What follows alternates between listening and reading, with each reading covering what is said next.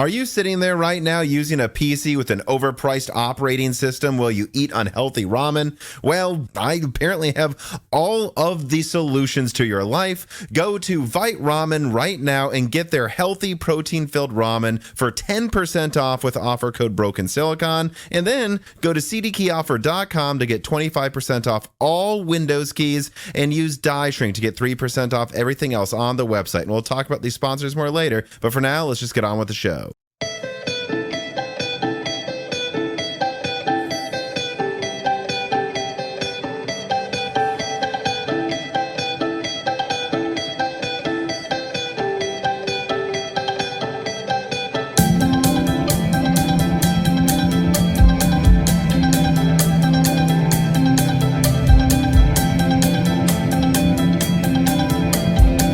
And welcome to Broken Silicon, a gaming hardware podcast. I am your host, Tom, and today I'm joined by someone who actually joined at the beginning of the year, and that was a lot of fun as well.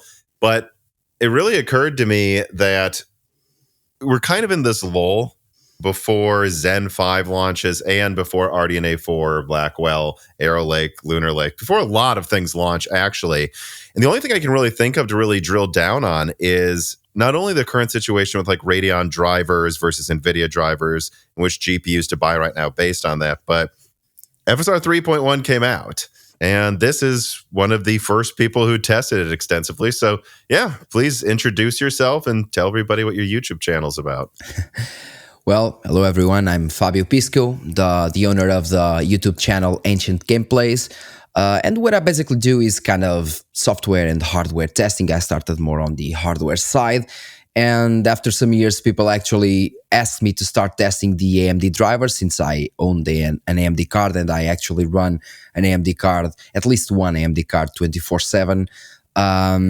And that's where I started kind of testing software as well. And then people just requested, as I was evolving, people were just requesting more and more. And I started kind of branching out and do different things like this one from FSR. Yeah, it's something that a lot of big channels don't do a lot too. I think obviously if something like DLSS 3 comes out, FSR 2 comes out, or a new lineup of graphics cards launches, there's testing of new drivers. But I don't know of that many channels that do it outside of major releases like you do. And it's because it's like a lot of work, actually. and maybe it's not as, sexy as a CPU benchmark. But at the same time, I've been PC gaming on both Nvidia and AMD hardware for decades. And I will say that I think a lot of improvements and also a lot of bad drivers fly under the radar of the major channels that were you to test them every month, there was actually a decent amount to talk about usually. Exactly. For example, one of the recent drivers, the 24.6.1, actually the most recent one, we had some issues that I wasn't able to find myself, and that's why we have the community, and that's why I make these videos for people to actually do some feedback. And I know that AMD watches the videos as well because they told me. And that's a great thing. For example, in terms of shader cache loading issues, that was a thing that I didn't actually have. I didn't because it was on just some specific games, like it appears to be like Fortnite, EA Sports, the new FIFA or what they call it, whatever, the FC24. And all those games had some shader cache loading issues, but the majority of them didn't. So I didn't know that. And with the community, we did. And for example, with these new drivers, they also fixed some things that weren't on the release notes. For example, I had an HDR issue, kind of colors getting washed out when I started the computer or when I rebooted the computer or the monitor, mostly the monitor, and I had to restart the drivers. And with this one, I don't have those issues. And that's basically what I do. I kind of nitpick everything in order to see what I can get or what I can find. Yeah, I mean, I would say, and I'm sure we talked about this the last time you were on, but like just in general, and I can say this with some authority because my desktops had issues, so it's being repaired right now. And so I've been using a different system with an AMD graphics card for the past month. And, just jumping between that and Nvidia back and forth a lot recently, I can say that compared to even 5 years ago, but certainly compared to a decade ago, the software for both companies is so much more stable than it used to be, though. Like that. I mean, I remember something that like just really put me off with Nvidia for a while was during the Fermi era. Every driver didn't work with one of my games. Like every single driver. That's like 2011 or something. Yeah, And there was so now, much to talk about then. I feel like that was such a weird era too, because I don't remember anyone really talking about drivers back then, even though back then they were terrible. Yeah.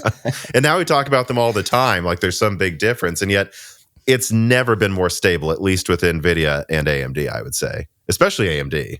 And even Intel. Intel is actually progressing quite well in this department. Mm-hmm. Yeah, Intel's a weird one because I haven't used, let me think. I actually have a Meteor Lake system that just got here, so I guess I'll check them out soon. But I didn't think Intel drivers had any issues until Tiger Lake. Like, I mean, not many people gamed on Broadwell and Haswell, back then, but they never didn't work. The only thing they lacked is literally any features, Exactly, and that's when the problems usually start to appear. Is when you try to do new things or to kind of input new features and so on, and that's what makes that happen. The issues, it's the new features and all those things, and that's why we have the Nvidia app like in beta for like 4-6 months. And remember, it's Nvidia. Mm-hmm. They have hundreds of people working on the software department. So yeah, and still like 6 months with beta features, and the first beta drivers that they had, the first beta Nvidia overlay would actually give you a performance loss compared to GeForce Experience. I tested that, and I have a video on that. Gladly, the newer one just doesn't do that anymore, at least with the cards that I tested. Mm-hmm. Well, all right. I want to get into at least one of the main things that I brought you on to talk about here, which is FSR 3.1, which it's interesting because on the one hand, I don't think you would say FSR 3.1 is like FSR 1 to 2. This is not this gigantic upgrade that everyone should care about a ton. At the same time, though, I don't think AMD, if I'm remembering correctly, has done an image quality uplift for FSR since, 2022. It's been years. Yeah, it was like beginning of 2022, like February or something like that. So it has been almost exactly 2 years. So from that perspective, I actually think this is a decently large release because they just haven't done anything to image quality for a long time. But so what did you find though with FSR 3.1? Like, how would you summarize if it is an improvement over 2 or not an improvement? And then how would you summarize how it compares to XE super sampling and DLSS? Well, if we just state the results in terms of pure quality, I would say that it is obvious that FSR 3.1 is indeed an improvement, especially in terms of temporal stability. But at the same time, since they focus too much on temporal stability without any kind of, well, I believe they do have machine learning to some extent, but not as much as the other brands like Intel and Nvidia. But they focused too much on that, and they added more motion blur, or let's call it like disocclusion, as they call it, than with FSR 2.2. If you look at the video that I made testing like TEA, FSR 2.1 and 2.2, 3.1, XeSS, and DLSS, it's pretty easy to see that in some scenarios, we don't even have any kind of data with FSR 2.1 or 2.2, while with FSR 3.1, we have a bit of ghosting, but the data is actually there. The details are there. Mm-hmm. And that's definitely an improvement, but it still has too much to go, especially in terms of translucent or transparent pixels, or whatever you want to call them. Mm-hmm. Yeah, I looked at some comparisons, both from the testing you did and also Tim from Hardware Unboxed, and it really is kind of a mixed bag. There were like some examples with like particles and things in the distance in Ratchet and Exactly. Clank, where it was shockingly better. I mean, 3.1 looked like it should be called 3.4, 3.5. It was so much better. On Especially the if we're sorry I to was just gonna say, on the other hand, I mean, I think it was in your testing that like the rain disappeared instead of hitting Aloy on the shoulder, which is very odd. exactly, and that's exactly what happens with FSR 3.1 when you have kind of once again transparent or translucent bodies or pixels. That happens a lot because well, first of all, we have way more motion blur because it seems that the upscaler can't handle the transition from the transparency to the normal pixel or something like that. And it just doesn't go well. So we have that huge amount of ghosting. And once again, I don't really know why, but the raindrops just they are way less with FSR 3.1 enabled, and they don't even hit the body as they should, Alloy's body as they should. That's the thing. And I saw something closer to that in some odd scenarios with Ratchet and Clank, but not near as bad. So I guess it depends on the game's implementation as well. I remember in testing DLSS and FSR in The Last of Us. I think it was part 1 on PC. Well, it had to be. I don't know if the PC version of 2 is out yet, or if it is, it just came out. Yeah, This not was a yet. bit ago. Like it surprised me at first when I saw like just raindrops disappearing, but at the same time, I know in some parts of The Last of Us, the spores disappeared. Like, and actually, it was funny. I think this was hardware unbox testing. Like they showed DLSS, FSR, and XE super sampling, and all of them did something wrong. Like one of them, the spores looked very pixelated. Another one, they looked too shiny, and another one, just half of the spores were missing, like half Yeah. of them. That's basically what happens with FSR 3.1. We get in anything that's transparent and translucent, we get ghosting and a pixelated look. In those pixels, for example, in the rain itself or in the water, like the cascades and so on, or for example around them as well, depending on the type of movement.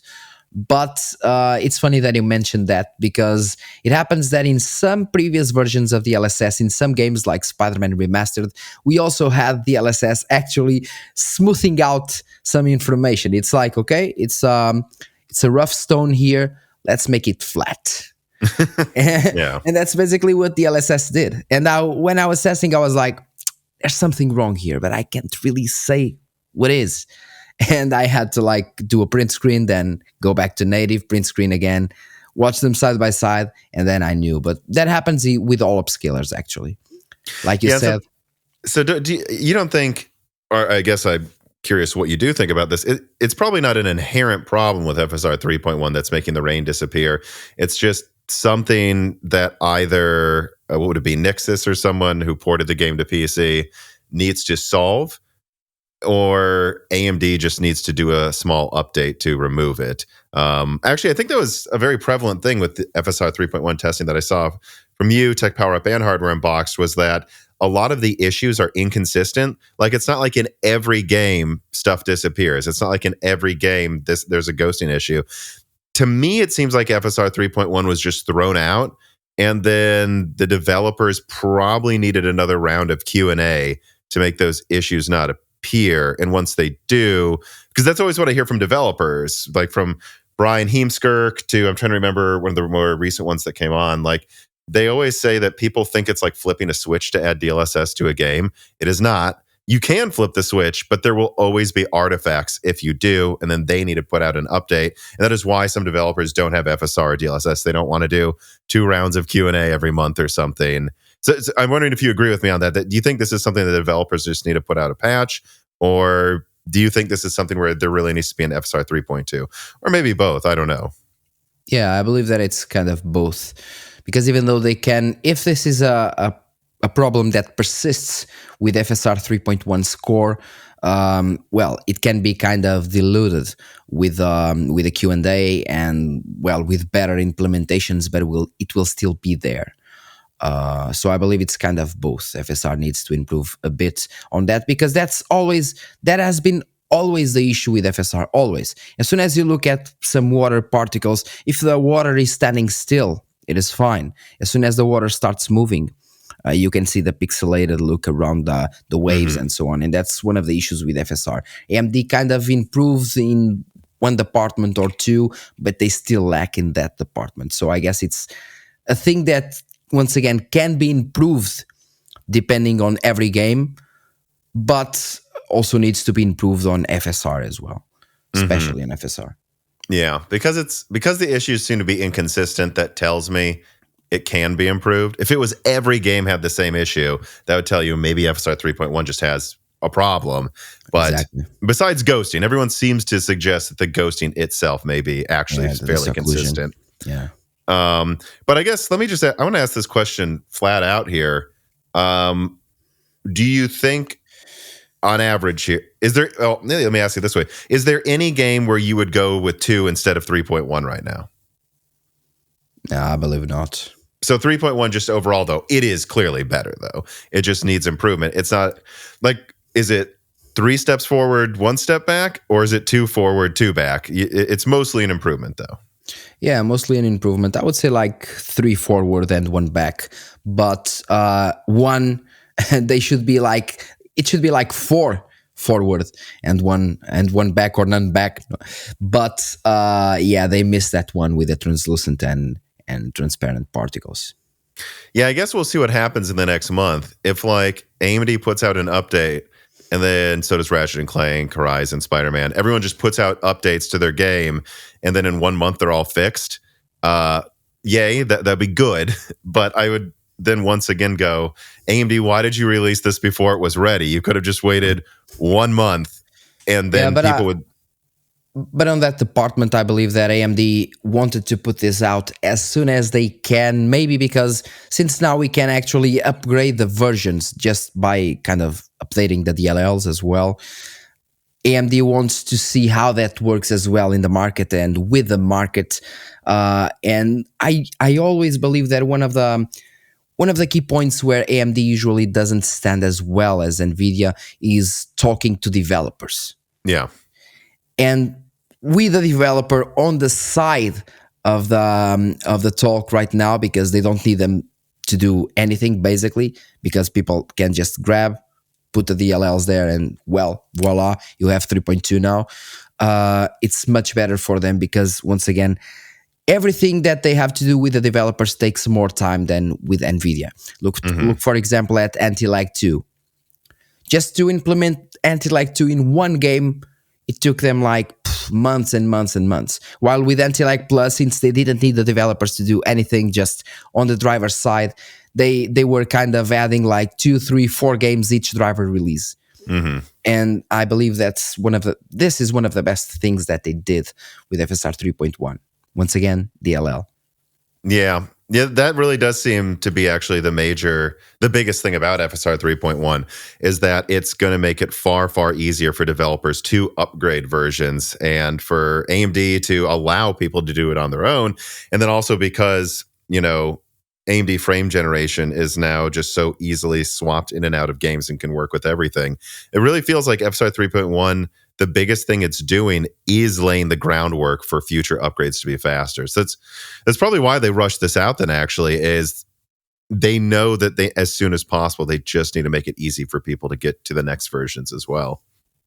Yeah, and with frame generation decoupled, and I will say this once again, in some games, at least most of the games that I tested, not all, but most of the games that I tested, FSR 3 frame generation is actually superior compared to the DLSS frame generation. The DLSS frame generation does have slightly lower input latency because it uses reflex. It's a must, of course.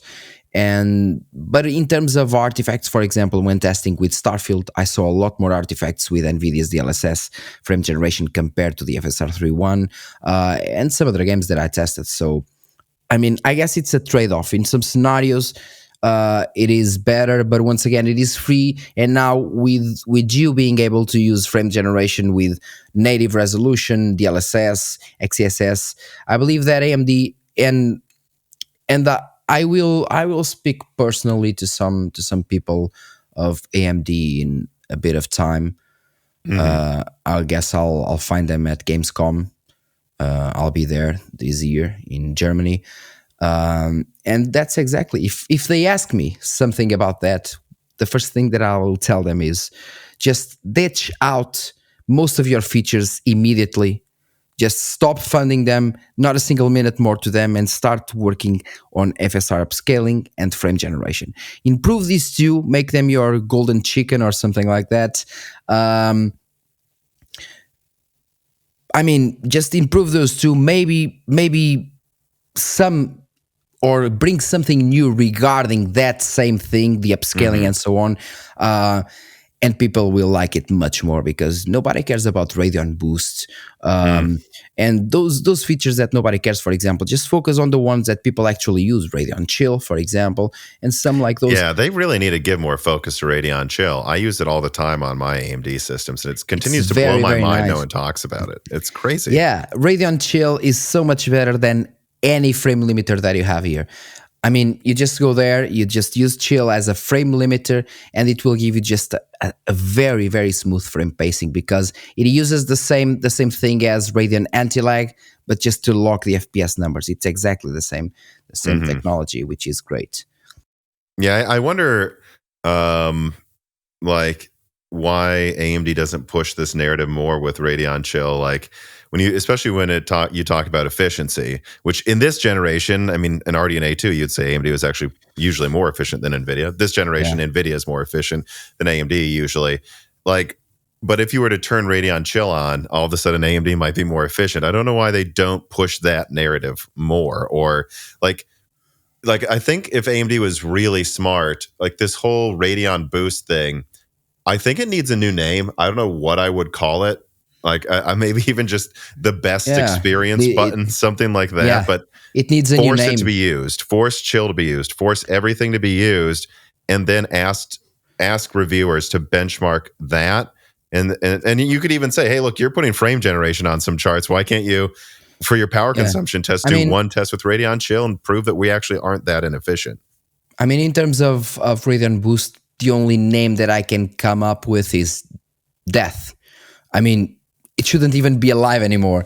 I mean, just ignore it, kill it, call it a day, do a party with everyone and say, okay, it's the best day since ever because we don't have to care about Radeon Boost anymore. They tried that, actually, what you were talking about. They tried that with HyperRX. Right. Which I don't think is a very good name because it sounds cool, but no one knows what it means. Hyper what? What are we making hyper? It's like first of all, they are mixing Radeon Boost with Radeon Anti-Lag, with frame generation AFMF as well, with the super resolution as well, the one that uses Fidelity FX super resolution, basically the 1.0, which is the RSR, exactly, RSR. But after all, first of all, I mean, I'm even stuttering because first of all, the HyperRX feature that should work flawlessly with the hyper-tuned games, as they call it, it just doesn't work. Yeah. For example, as soon as I activate HyperRX on Cyberpunk 2077, it should automatically enable the FSR inside the game. So instead of using RSR on the software tool, it should be using FSR inside the game. And that's why they have the hyper-tuned games, because the HyperRX can do that change automatically. So instead of using RSR, it is much worse in terms of quality. It will automatically use the FSR inside the game. But it just doesn't work. At least for me, it never worked. So why spend time on that? Just kill it, move on to something new, and make it better. Yeah, in theory, it would be awesome if there's a button you could press that makes everything perfect. But in reality, it's probably a nightmare to program for every game. And there's like 10 ways it can go wrong. So, you're right. Yeah, they just need to drop every other little thing. And it just needs to be like, hey, we're done with all of the extra bells and whistles. We have FSR, frame gen, anti-lag, and Radeon Chill. We're keeping Chill. Everything else we're going to stop talking about and maybe even simplify the adrenaline, menus so that you can clearly see your features, because there's so many features now for both Nvidia and AMD that it actually becomes, I think, impossible for the average consumer to really like remember all of the things they're buying this for. I know there's a bunch of people who are now going to type in the comments, oh, I notice all of it. And it's like, maybe, but I'm telling you, most people don't. And if you just really drill down to what really matters and then advertise those well, I think more people will actually use those because they know they have them. They're not trying to keep track of 10 different features. They're keeping track of 4, and then they'll actually use them because they're aware they exist. Yeah, and they will just actually use those 4 because they're good. Mm-hmm. Well, so I want to round back to something you said, though, about frame generation and truly clarify what you meant by it. So you're not the only one. I've seen a lot of people say that AMD's frame generation works better than DLSS. Okay. Do you literally mean, though, so if you could use DLSS on an AMD graphics card and it worked just as well as on an Nvidia one, I'm assuming you would when you're not using frame generation. Like you would totally choose DLSS 3.7 over FSR 3.1. Yeah, but, 99% of cases, yeah. But if you're going to use frame gen, would you prefer to use DLSS frame gen at 3.7 or, and I guess let's assume it's a game without ray tracing because that makes it more complicated. Or would you say, no, actually AMD's frame generation works so well that I would use AMD's frame generation with FSR 3.1 before I would use DLSS 3.7 with DLSS frame gen? Or are they just equal? Once again, the combination of both, it's kind of a mixed bag because once again, you'll have lower upscaling quality, but you'll have better frame generation overall. So if you ask me like FSR 3.1 plus FSR 3 frame generation versus DLSS 3.7 upscaler plus frame generation, I guess it would depend on the game because there are some games where frame generation from Nvidia actually works better, and especially thing that people don't talk about and they should talk about way more is that it on the Nvidia side it depends a lot on the GPU you're using. Mm-hmm. On the AMD side, since it is software sided, it doesn't depend on the card as much. For example, grab a 4060, use the DLSS quality, and you go from like, let's say 60 to 90 FPS. Then you want to use the frame generation, and you go from like 90 FPS to 120. Mm-hmm. Sometimes even less than that. Now you just go, use FSR 3 frame generation, and you go from like, sorry, I'm kind of sick, from like 90 to let's say 150 or something like that. First of all, it gives more FPS. Because it isn't as heavy nor hardware reliant like we see on those cards. And second of all, it actually delivers better quality in some titles. Like I told you, some scenes where I was moving the mouse in Starfield, I could actually see some frame generation artifacts when moving in that same exact scene. And then I went just enabled frame generation from AMD, even with FSR. So I was using a worse upscaler, and even then I wouldn't have those motion artifacts anymore. So it's just an example, and I saw that in many other games. In most of them, they are basically on par, but in some others, FSR 3 frame generation is better. But once again, the DLSS frame generation has the upper hand when it comes to latency. So yeah, it's a trade. But once again, just let me finish with this. As soon as you go to lower tier cards, the DLSS frame generation will work much, much worse than most people expect. Much worse. And sometimes it will even give you stutters and so on, which should be the opposite. Yeah, especially because you would think a lot of the people, it's a mixed bag, but a lot of the people that like frame generation probably want to make their weaker hardware output higher frame rates, even if they're fake frames. They want to see better smoothness. And so, yeah, let me summarize then. It sounds like what you're saying is if you're using a mid-range or especially a low-end card, you actually think FSR 3.1 with frame gen is better than DLSS 3 with frame gen, hands down. But if you go into the high end where the overhead is as much of an issue, and I mean, I think the 4090 does have a stronger, optical flow accelerator. Hopefully I'm not misstating that. And even the 4080 Super and 4070 Ti Super, those cards work decently well with frame generation. As soon as you start going below, or even the 4070, the frame generation just won't produce as many frames as we'd hope. Yeah, I think the 4070 Ti and up shares more of the same like accelerators that the 4090 has. And then once you go below that, they're weaker. I'm sure someone's going to tell me I said that wrong or oversimplified it, but I seem to remember that. All right. So, yeah. Okay. So I guess at its peak, you'd still say DLSS with frame gen's better. But for most people, they probably should just be using FSR. Or in this case, now that you have frame generation decoupled, just use the DLSS upscaler plus frame generation from FSR 3. Yeah. I think that's really interesting though what they've been able to accomplish without the hardware acceleration. All Jessie wants is for Maurice to play with her more often. But unfortunately, he just does not give out playtime or kisses for as low of a rate as she does.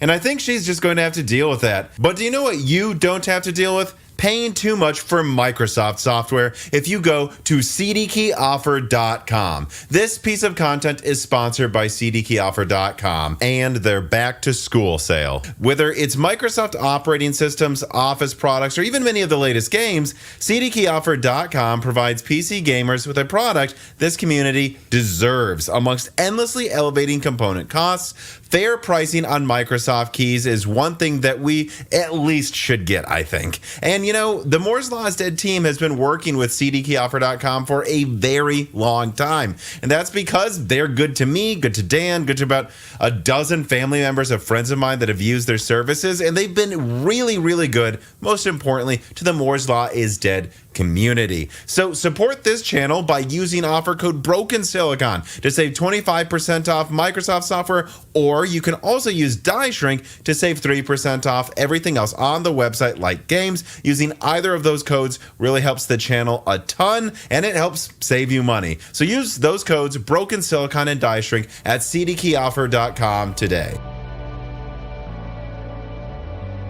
I guess let me ask this question too then, because I wanted to definitely I was thinking about this a lot in preparing the notes for this, like where is FSR now? Because I think people become hyper focused on DLSS being better and forget where we were just a few years ago. In fact, I asked him at Hardware Unboxed where he would put FSR right now. Like, okay, we know DLSS 3.7 is better than FSR 3.1. Of course it is. But I asked him, would you say FSR 3.1 is better than DLSS 2.2, 2.3, 2.5? And he said that it's obviously one will be better at some things, the other will be better at another. And he didn't want to state firmly unless he went back and actually retested all of them. But and I hope I'm not misrepresenting him, I believe his opinion was that FSR 3.1 is, again, not at everything, but on average, probably comparable to DLSS 2.4 or 2.5. And I don't know the number I would put on it because I don't do as much testing as people like you. So I don't really have the numbers memorized. But I can firmly say, you know, I just set up Red Dead Redemption 2 on my girlfriend's desktop and turned on FSR. And I've used FSR a lot recently. 2.0. Yeah. So that's not even a more recent one. And I don't remember which version Hogwarts Legacy uses. I think that is it 2.2 or something?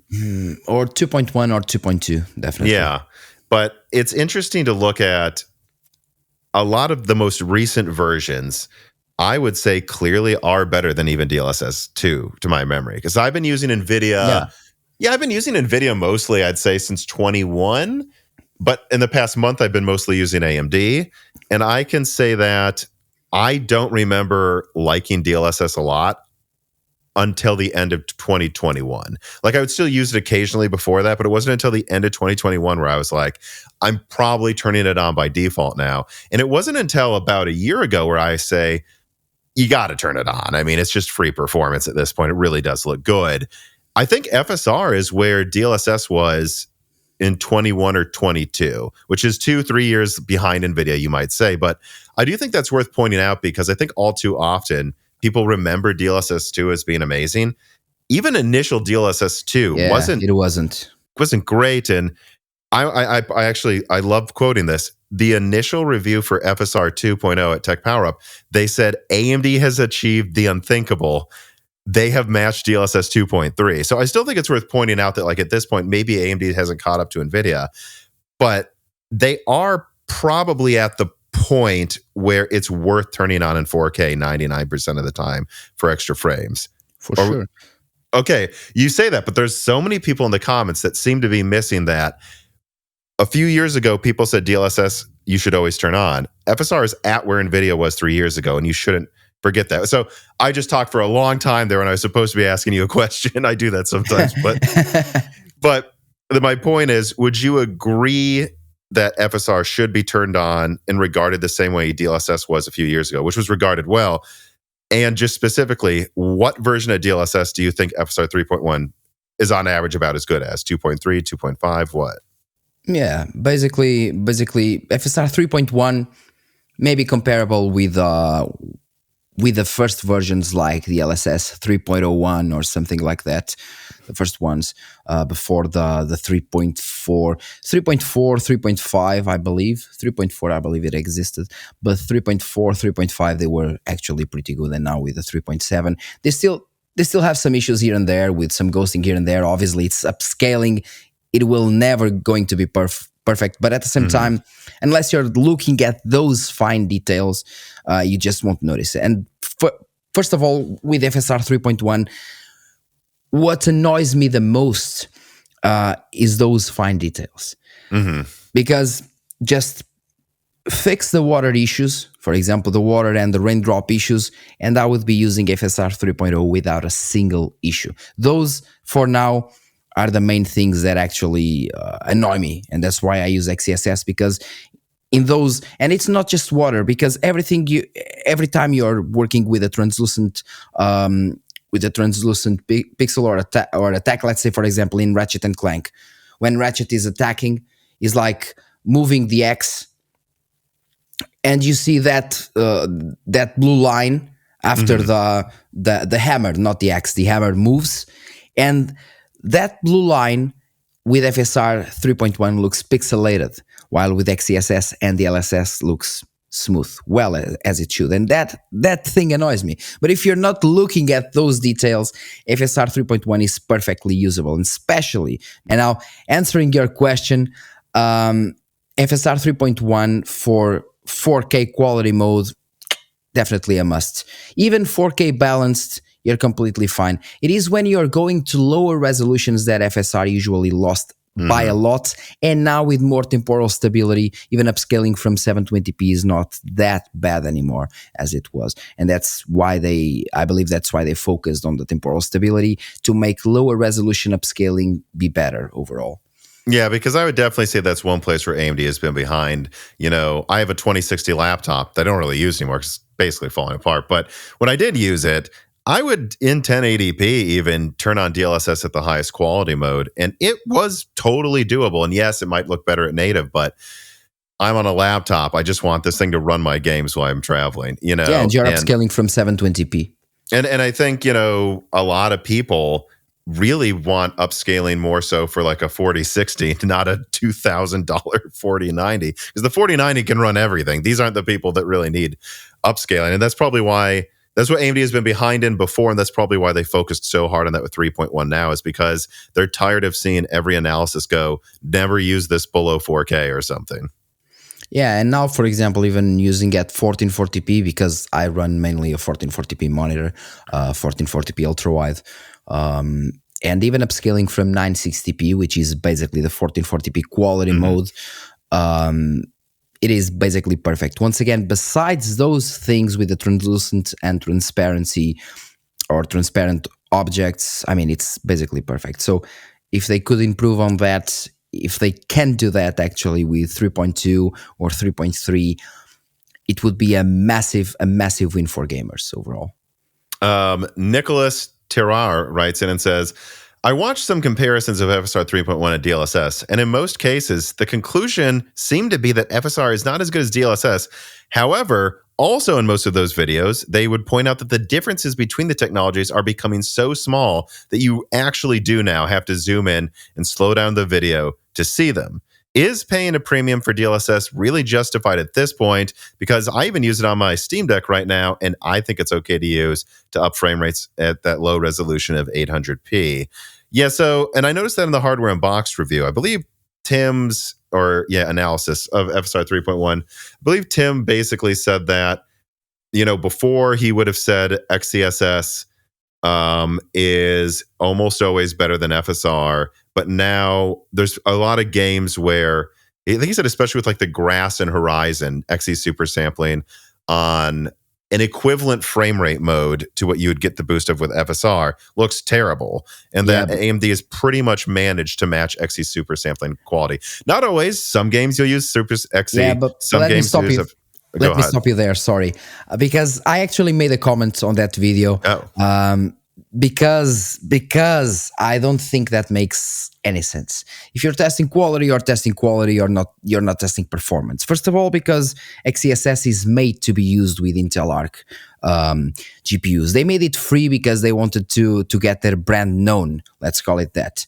So, Intel is making XeSS, and it's actually very nice. Maybe next time I'll buy their GPUs. I believe that's what they're thinking by making XeSS free.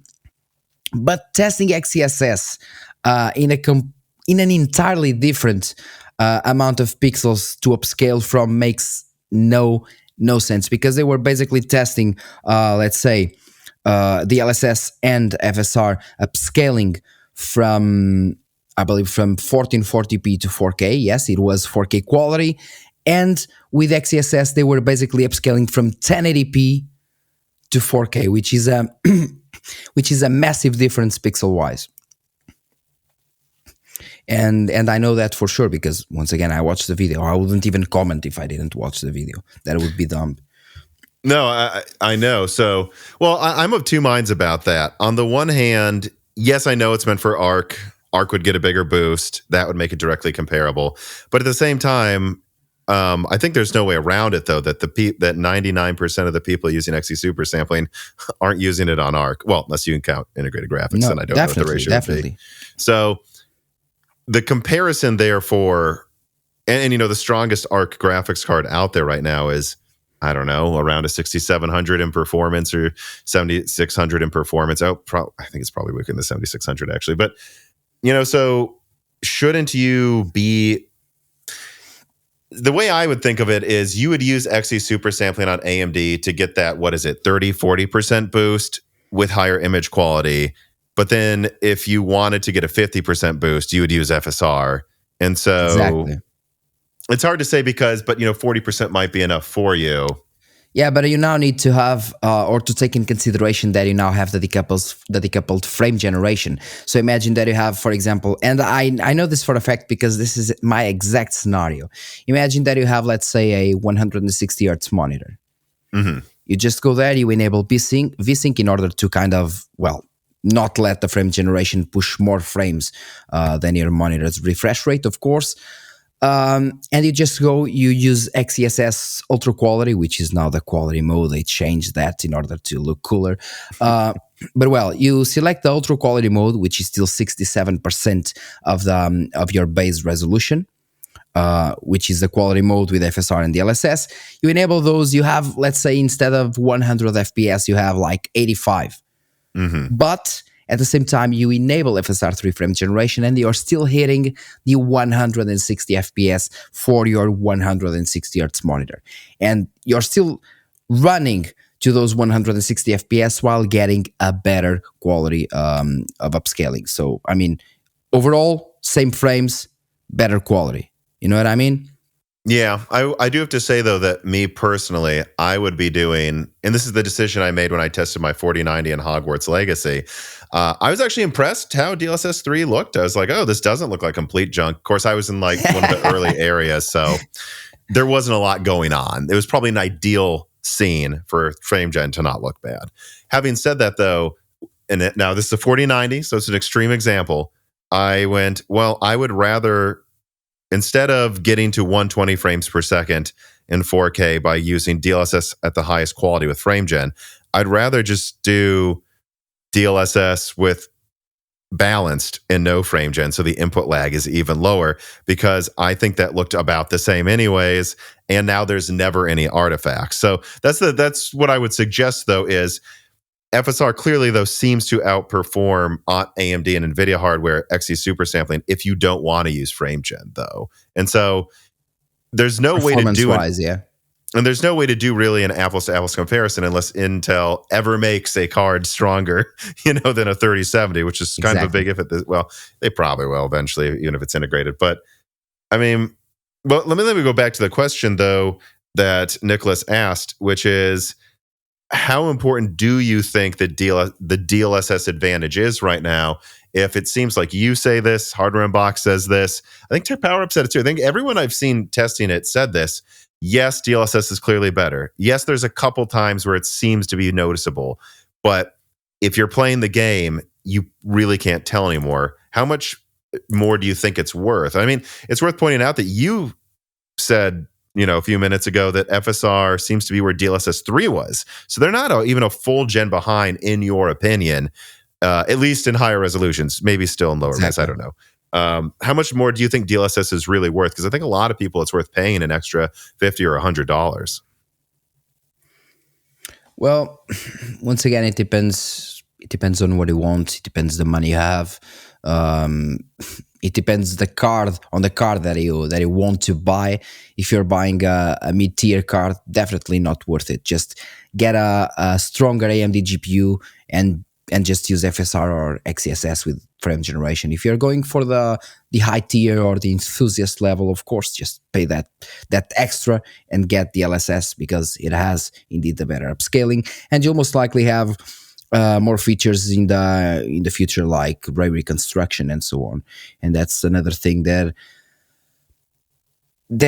kind of tears me apart in terms of my thoughts, my inner thoughts, because when I think about ray reconstruction, I believe, well, it's great because we're talking about kind of a different denoiser, much more efficient denoiser in terms of ray tracing, and ray tracing is definitely the future. But at the same time, we have spectacular games without any kind of ray tracing that just look amazing, and they don't need ray tracing because we now have Lumen with Unreal Engine 5. And at the same time, we have creators like the ones from Path of Exile 2 that they just now invented a new way of working with dynamic global illumination without needing to use ray tracing, and it just looks great. And at the same time, it just costs way less performance. So I'm not sure where the market will be heading to, but but I do believe that AMD should be looking, because they already have a denoiser, I believe, but they should be pushing it way more than they are.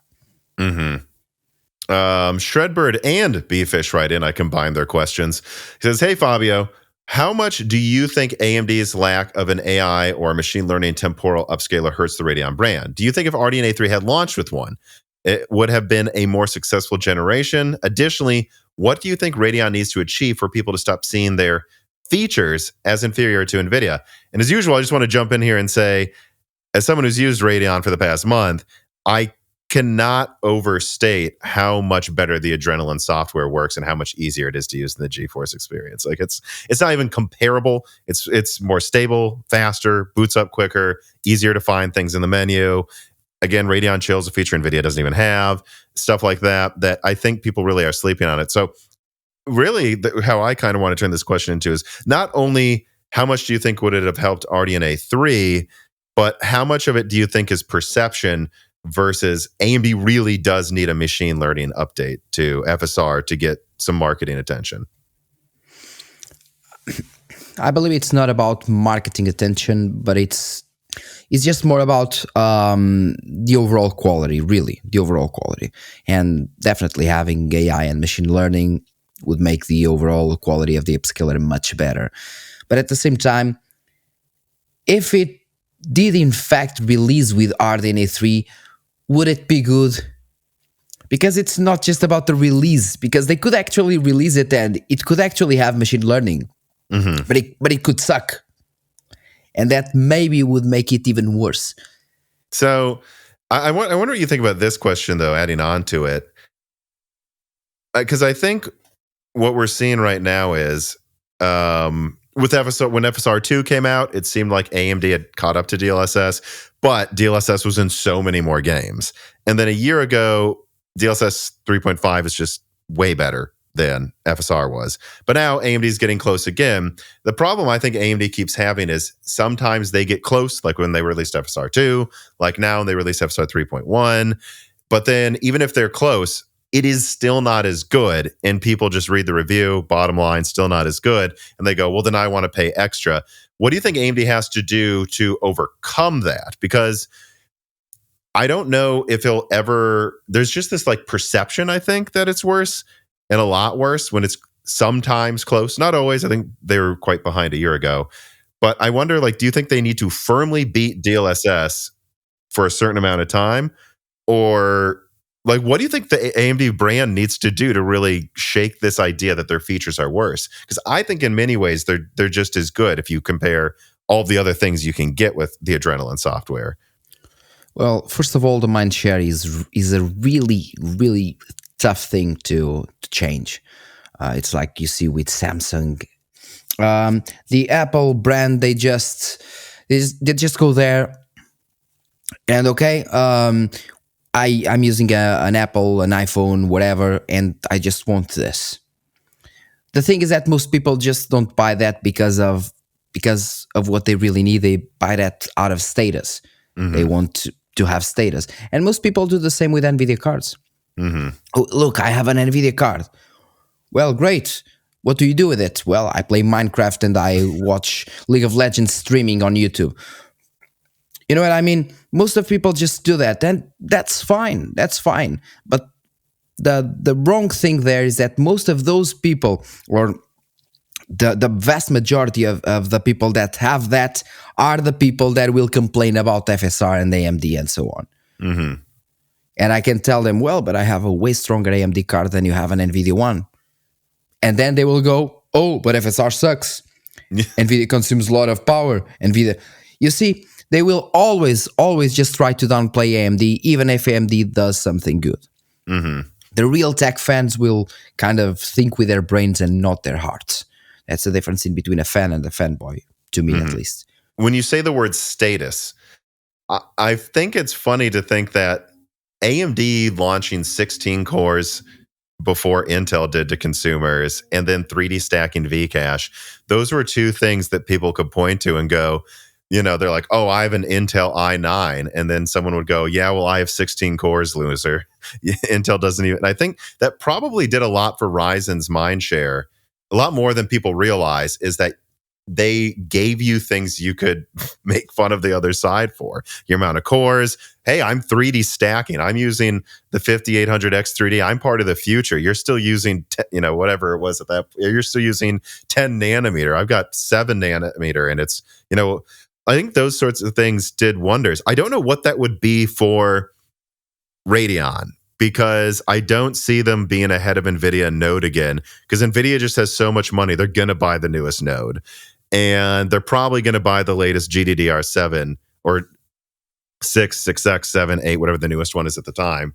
So I think, yeah, I don't know. I almost think like if we're like on this conversation of like how AMD improves their brand recognition and mind share, I think what Radeon really, I think that is another reason why we're hearing that like RDNA 4 is going to be a mid-range only generation, that they just need like a few years straight of good price performance and good press before they bother to go for the high end again, because there's no silver bullet in making them look high end, right? Like there kind of was with like 16 cores on a Ryzen. Yeah, and it would be really hard in terms of power consumption, because first of all, if they are still sticking to multi-chip module design, they will definitely need to improve on that, and they need time, resources, everything. So I believe that's what they're doing. They're kind of just laying off a new card that will deliver you very decent performance with better ray tracing capabilities at a very, very good price performance, and they will start now improving on the next generation, RDNA 5, and on the software side, because that's where they need to kind of go on. And by software, I mean, once again, frame generation, FSR, and so on. And maybe that's the good choice, because if they kind of take away some resources from the GPUs and tell the consumers, okay, you still have RDNA 3 and RDNA 4 GPUs at a very good price point, and now we are constantly improving FSR. It is getting better and better, and you get a good card with good power efficiency, with good upscaler, with good frame generation, and for 90% of users, that's the one that will sell, because only 10% of users, or even less than that, are high-end users or enthusiasts. So I'm guess they're playing that game. Maybe. Perseus writes in, says, do you think the AI upscaling of... Oh, no, let me back up before I ask that question. Sorry.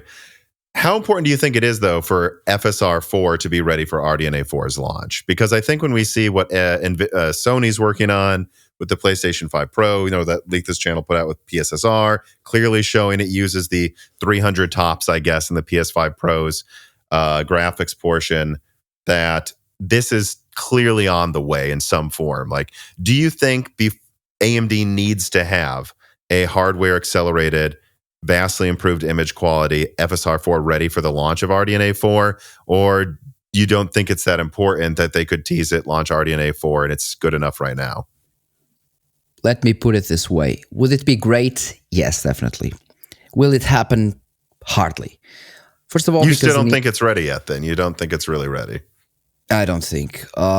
Even with let's say 2025, the new date for RDNA 5, even in 2025, I guess it won't be ready. And I believe that AMD will kind of keep doing versions like 3.2, 3.3, 3.5, 3.6. And when they release RDNA 5, they will then release FSR 4. Maybe, but who am I? You could see them maybe doing FSR 3.7 with some early hardware acceleration too, but they probably don't want to call it 4 until it really, really, really works well. And I guess RDNA 5 will probably be out before the Blackwell successor is out. So as long as it's out while they're competing with Blackwell, they'd still be comparing DLSS 4 to FSR 4. Exactly. And that's why I said what I said. I believe that's their game. Since they're not spending that much time and money on RDNA 4, they will just save it, keep working on RDNA 5 and FSR 4 on the way, and then it will be released before the Nvidia's competitor, and will get much more traction due to that. Maybe, but once again, who am I? Yeah, I could see that happening too, because, and I don't know, maybe it'll come out sooner or later. I'm not sure, but what I would say is and this is months old, but when I asked someone at AMD, like after learning about PSSR, PlayStation Spectral Super Resolution, I was like, so is this what's in FSR 4? What's this, that? One of the people that works with Sony says, no, this was Sony's invention that they are now sharing with us.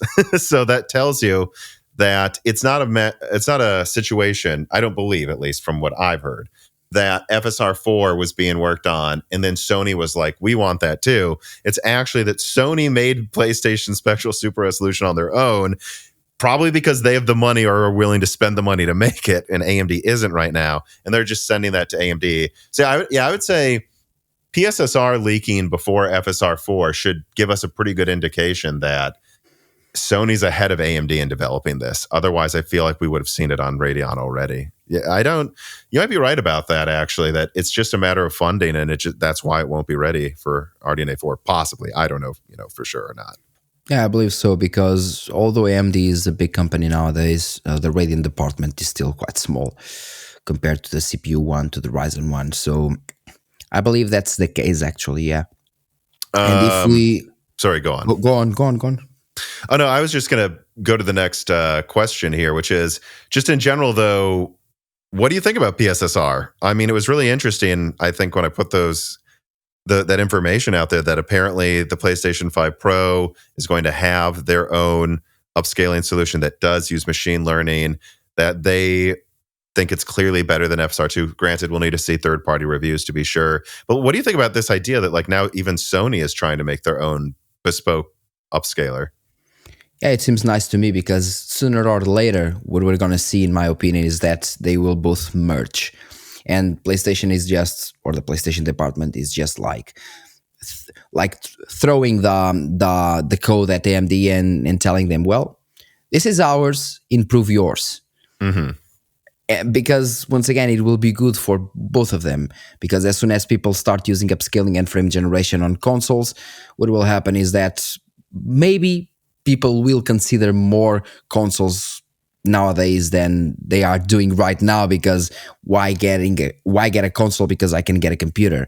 It will last me longer, of course. But those people that are still on the limbo in between getting a console or a much more expensive computer, they might go to consoles because, once again, they can run at 120 FPS, for example. And for some people, that's a must.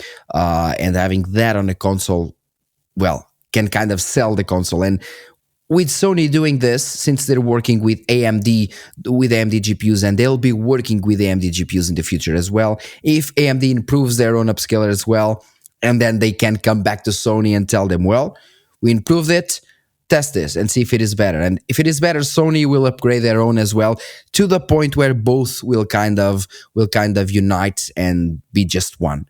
And Sony will just stop funding the development and will say, okay, from now on we just use FSR. Maybe.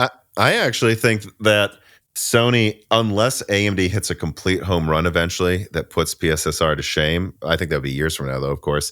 I think Sony wants to keep doing this just so that they don't need to worry, because they know they're going to use AMD. I've already put out, like, they're going to use AMD for the PlayStation 6. They're going to use AMD for the PlayStation handheld if they do launch another one. I don't think they have any plans on going to Nvidia anytime in the future. Yeah, but if that's the case, it would actually be a great thing if, let's say, AMD could just make a contract with them or something like that and say, okay, from now on, you do the upscaling stuff. We can like make you a discount on our GPUs to your PlayStations or so on. We make you a discount here, and from now on, you are the one doing the upscaler for you and for us. We might just improve Sony here and there. be?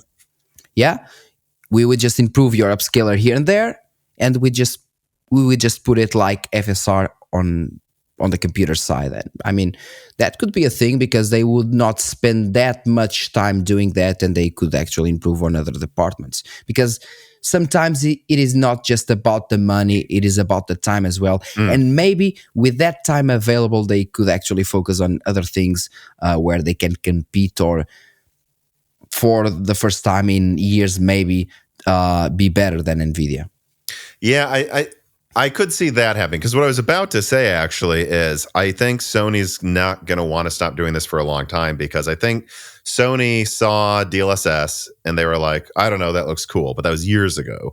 And then FSR comes out and they're like, oh, cool, and we can use this on console. And then FSR 2 started catching up and they were like, great. But then FSR didn't improve for like 2 years. And I think Sony said to themselves, we can't let that happen again. If AMD makes something better than Nvidia, that's good for us. But we can't be beholden to a third party for our future. So we're going to keep making PSSR now, so that if AMD falls behind, we don't care. We have PSSR. We don't need FSR. And so I don't personally think it's likely Sony stops making PSSR. Even if FSR beat them, they would say, you need to beat us for 5 years straight before we give up. However, I do like your idea of some joint venture here where AMD says, we'll have to wait for reviews. Maybe PSSR sucks. I don't know. Like, we need to see if it's actually any good first. But were it to compete well with the latest versions of DLSS, I agree it would really behoove AMD to consider some sort of deal with Sony where they're like, look, Sony, you're doing this better than us. So why don't we just pay you to like make it for us as well? So we save money on driver development. We'll still have to translate it, whatever, and we're still going to do some things on our own. But let's just let you handle this from now on, especially because it seems like you're never going to stop using Radeon for the next 10 years. Yeah, Exactly. I could see that, a venture where Sony takes the lead so AMD doesn't need to. And yeah, and AMD could, for example, focus on frame generation, and they could have like a contract. Well, you do the upscaling, we do the frame generation. We give you the frame generation, like we just give it to you. We just give it to you, and you give us the upscaling. I mean, could be a thing. I will say, though, The only way I see Sony doing that deal is if they think Xbox is dead, because they don't want they don't want to be giving PSSR to Xbox and maybe even to the next Steam Deck, because they'll be competing with them. But were they to think that Xbox isn't a threat anymore, maybe they would do that. I don't know. Or there would be. That's actually a great point. I didn't think about that. The Xbox, yeah, because they don't want their upscaler on Xbox ending up on Xbox. Yeah, that makes sense. I don't, and you know, like I'm trying to think of like the way. I mean, and like look at the way Sony behaves. I mean, they don't want to put any games on Xbox right now just because they know they don't need to, and like. So we'll see that, but I could see that, you know. But when push comes to shove, if it was a good enough deal, obviously MLB The Show's on Xbox, so Sony will make a deal, but it's going to be a deal that they like if they were to ever do that. You know, when it comes to the console sales, by the way, I'm just going to say this too before we move on. Like personally, I think it's abundantly obvious that the PlayStation 5 needs a price drop. I mean, it's been 4 years. Usually, there's some sort of price drop by now. If anything, there's been a price increase, actually. And I think Sony's just being really stubborn and won't admit that not everyone, there's still millions of people buying PS5s, but most of the people that were going to buy at 500, it's going to need to be the PS5 Pro at 500 now, and the base PS5 needs to be like 350, like maybe even 299 if it doesn't come with the disk drive, you know. But all right, moving on to FSR 4 again, though. Perseus writes in, says, do you think the AI upscaling of FSR 4 would still be compatible with RDNA 3? And I actually thought about this. I think it probably would, just wouldn't run as fast. Yeah, basically, first of all, because we do have AI cores with RDNA 3, something that we do not have with RDNA 2.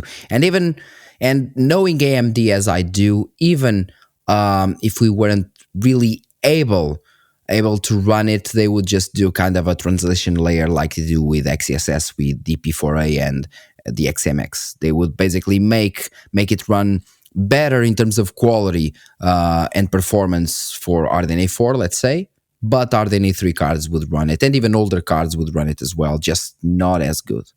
Mm-hmm. Lucas writes in, says, since upscaling will be handled by DirectSR in the future, and AMD thus doesn't have to keep FSRs open to get devs to use the bloody thing, do you think they might try to give FSR some extra features and support specifically for AMD cards? Up until now, they had to keep it pretty open or nobody would have bothered to implement it.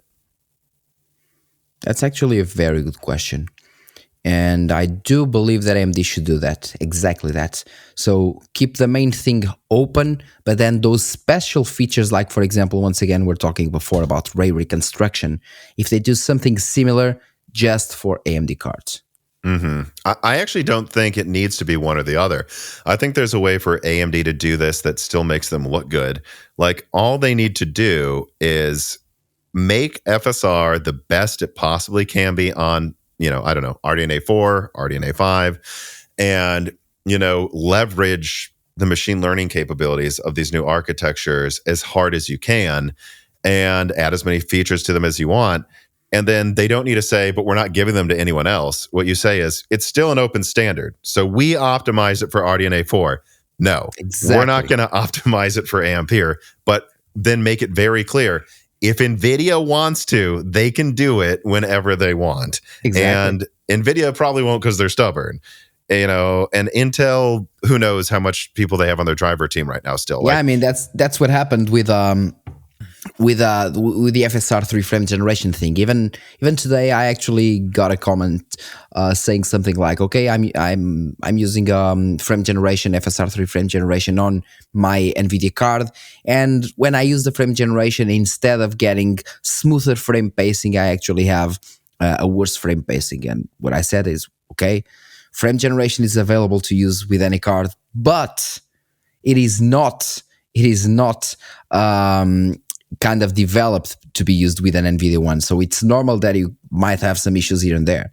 Mm-hmm. It's usual. So yeah, I mean, don't complain with AMD, complain with NVIDIA that didn't allow you to use frame generation. Mm-hmm.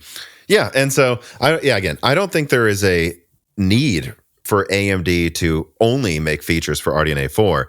I just think that will be the focus, and then they'll run slower on 3. Not because they're trying to make it run slower, it does run slower. And then you can just, I would try to make sure it works on some Nvidia. Don't make it a complete nonsense fest. But, say, hey, this has been optimized for AMD, and if someone else wants to use it, they can use it. But ask Jensen, don't ask us, Let me see here. Chris Rich writes in and he says, all current GPU upscalers take similar inputs. Given those inputs, how close do you feel the current upscalers are to the limits of what is possible in terms of image quality? Are you aware of any alternative upscaling techniques that use different inputs that could potentially improve image quality even further, or are simpler for developers to implement? I think DirectSR is going to have an ability to use the NPU for the upscaler, I believe I read. So that is a different thing. Of performance, yeah. But he says, just to be clear, I'm only talking about standard upscaling. I'm not talking about frame generation or reconstruction. So he's just talking about rasterization, image quality. I'm going to give my answer first on this one. I mean, I personally think, especially from what I was told by people who work at Nvidia recently, like not even recently, just for a long time now, that DLSS 4, it sounds to me like the focus of that is on the ray reconstruction side, like making DLSS fundamentally look better with ray tracing than FSR does with ray tracing. And not just better, faster. Yeah. And I think that's the way they're going to go now that I think about it, not just because that's the easiest to market, although maybe that is the best for marketing. I think we're getting close to how good you can. I think we're kind of past the point of like giant image quality uplifts with these upscalers. I mean, you said today that you think FSR 3.1 is kind of comparable to DLSS 3-ish in image quality, obviously not 3.7. What that would tell you is that it takes a lot of effort now to get any better image quality when they're this optimized. I think it's all going to be in the ray reconstruction and new features for frame generation moving forward. We're going to get better image quality. I just think it's going to be like tiny little things improved moving forward because of, I think that there's not that much low-hanging fruit anymore. I wonder if you agree. Yeah, it's the same with the whole gaming industry. It's exactly the same. The industry is just so evolved that making a game that actually looks better, just for it to look a bit better, you need a tremendous amount of processing power. So we're kind of hitting that point with upscaling, maybe, unless something kind of invents something out of the blue and says, well, this is it now, we're going to do this. Like, once again, a different input, because they're now, I believe they're using motion, colors, depth, and something like that.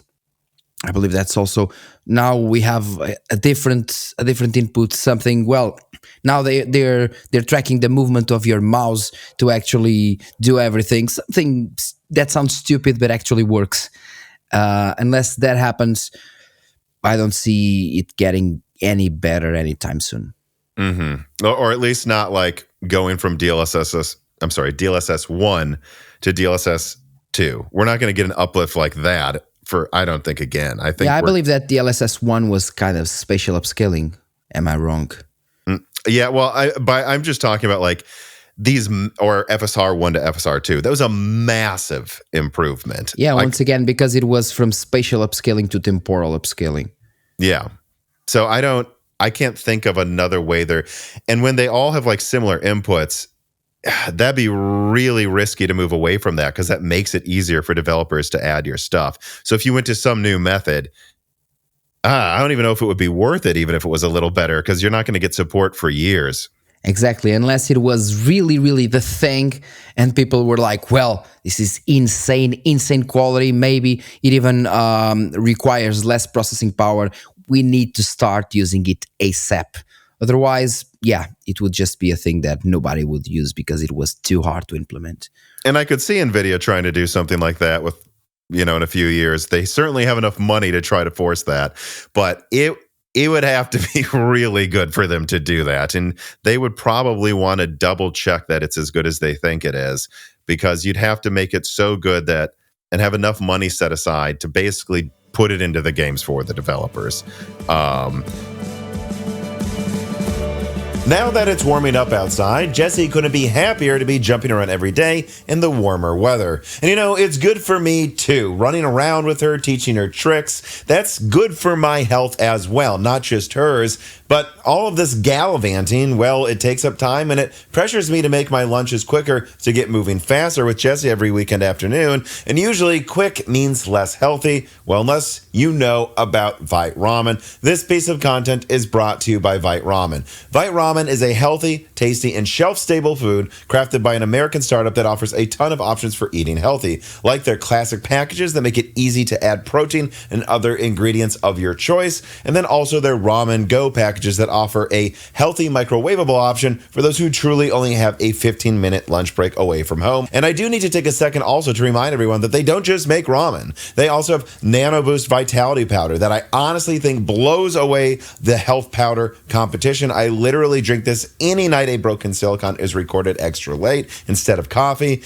And they also have a collection of silverware and accessories that are always high quality. Like the Goofy Girl DM Nakiri knife, I tried it out. It is insanely sharp. It is probably the nicest knife this household owns. So not just the ramen, although the ramen's great. Everything else on there is high quality, and that's why I've been working with Vite Ramen for so long. I actually like their products, all of their products, a lot. I've never tried something they made that wasn't good, so check them out. And remember that even just clicking on the link in the description helps the channel a ton, and buying some of the special packs through that link helps you save money and support the channel even more. So support Moore's Law Z by checking out Vite Ramen today. All right, well, if I move forward from FSR and DLSS talk here, well, actually, let me ask one more question. So Melodic Warrior writes in and says, welcome, Fabio. My question to you is this. In testing out FSR 3.1, did you notice any serious performance improvements with RDNA 2 versus RDNA or Ampere versus Turing, whether frame generation was on or off? I was finding that with my ultra rare 6500 XT 8 gigabyte, that at least in Ratchet and Clank, I could turn frame generation on and the pacing was better by almost 15 milliseconds compared to FSR 3. I just wanted your thoughts on previous generations of GPUs and how they are differentiatingly behaving with FSR 3.1 now. So was he talking about FSR 3 versus FSR 3.1 frame generation? Was that? Yeah, and I think you already kind of answered this question a little bit by saying, like, you noticed the 4060 gets much more of a benefit now, but he's saying versus DLSS, but frame gen, but he's saying, like, how many architectures have you tested with 3.1? Because he found his 6500 XT 8GB got a massive boost, or should I say reduction in latency compared to other cards. Yeah, and actually, one of the things that AMD did when they decoupled the frame generation is that the latency was increased. It was actually increased, but since we have so many new options now, but I believe they optimized the process as well. Since they decoupled, they had to do several other things, and they optimized the process. And as they optimize the process, what happens usually is that, the frame pacing needs to be better. I tested with RDNA 2. Perfectly well. With RDNA 3, I'm actually doing a video of a mini computer from Minis Forum, and it has like a 780M, a Radeon 780M, which is the integrated graphics inside the 8700G as well. And what happens is that even in that scenario, the frame generation works decently well. We're talking it's like 12 compute units or something like that. Just 12 compute units, like 9 teraflops. Units. And it's just so little of processing power, and yet you just go there, frame generation, and you get like a 40-50% uplift in most scenarios. And if the game is not that heavy, you get more than that. So yeah, they definitely improves. RDNA 2 works well. I did not test with RDNA 1, but I did test for fun some previous mods with the RX 580, and even the mods work pretty well actually. Wow. So you would say there's something going on here with FSR 3.1 where it's more efficiently running on weaker cards, for sure. I believe so. That's interesting. So that's an advantage they already had, that they're improving even more. All right. So the last time you were on, we talked about the current situation of RDNA 3 and Lovelace, our expectations for next gen. And I know you did a lot of testing recently highlighting the performance improvements with RDNA 3 and recent drivers. just in general, this is the last, in half a year we'll have a new generation. Like, how has RDNA 3 aged in your opinion when all said is done by now? And also, at this point, what graphics cards for what prices would you recommend people buy? Well, at this point, it is actually difficult to recommend something because of the current price as well, at least in Europe, of course. But in the lower tier, definitely the 4060, definitely, hands down. As soon as you go to the upper low tier, 7700 XT, hands down. And then it would be 7800 XT, then 7900 XT, and then we would go back to the 4080 Super and the 4090. Yeah. I don't know if you saw on my live stream on Friday, I put out a new leak that was talking about how multiple people I've spoken with this week seem to suggest that Navi 31 and Navi 32 are having their production wind down. Like that all of the and actually since I put out that live stream, someone else in retail has reached out to me and said, yeah, wait, there's something going on here. It's now harder for us to order more 7900 XTXs to sell at the store. So I think something's going on here where AMD is winding down or stopping production of top RDNA 3. It's called RDNA 4. Exactly. So I actually am not sure RDNA 4 is coming out in Q4. I think this would suggest it probably is, but I think certainly it is coming out Q1. And if they're going to stop production of RDNA 3, that tells you that they think RDNA 4 is good enough that is a waste of time to have on shelves. Exactly, and they'll just leave the low tier parts of RDNA 3 to sell, and maybe the upper low tier, like let's say possibly like 7600 XT, 7700 XT, and anything from that and above, it will just be RDNA 4. Yeah, two, 3 SKUs, something like that. And it's actually funny then, if you go on Newegg, which I did before the live stream just as a gut check, the 7900 XTX is going up in price.